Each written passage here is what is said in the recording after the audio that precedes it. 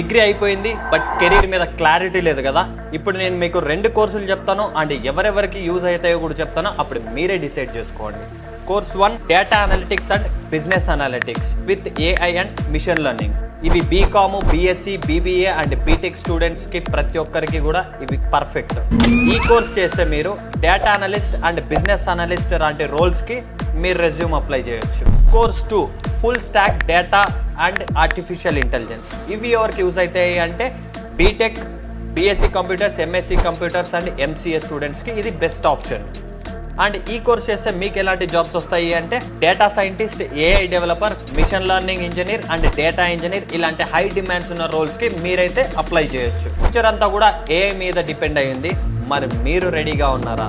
ఇంకా క్లియర్గా నెక్స్ట్ వీడియోస్లో మాట్లాడుకుందాం. అప్పటి వరకు బిల్డ్ యువర్ కెరీర్ని ఫాలో చేయండి.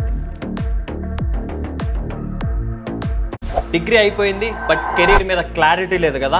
ఇప్పుడు నేను మీకు 2 కోర్సులు చెప్తాను అండ్ ఎవరెవరికి యూజ్ అవుతాయో కూడా చెప్తాను. అప్పుడు మీరే డిసైడ్ చేసుకోండి.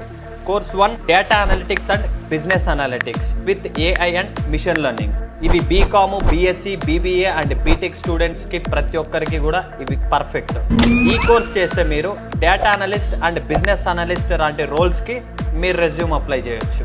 Course 2 full stack data and artificial intelligence. ఇవి ఎవరికి యూజ్ అవుతాయి అంటే B Tech, B Sc computers, M Sc computers and MCA స్టూడెంట్స్కి ఇది బెస్ట్ ఆప్షన్.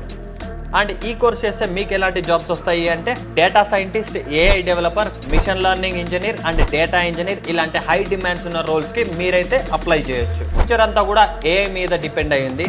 మరి మీరు రెడీగా ఉన్నారా? ఇంకా క్లియర్గా నెక్స్ట్ వీడియోస్లో మాట్లాడుకుందాం. అప్పటి వరకు బిల్డ్ యువర్ కెరీర్ని ఫాలో చేయండి.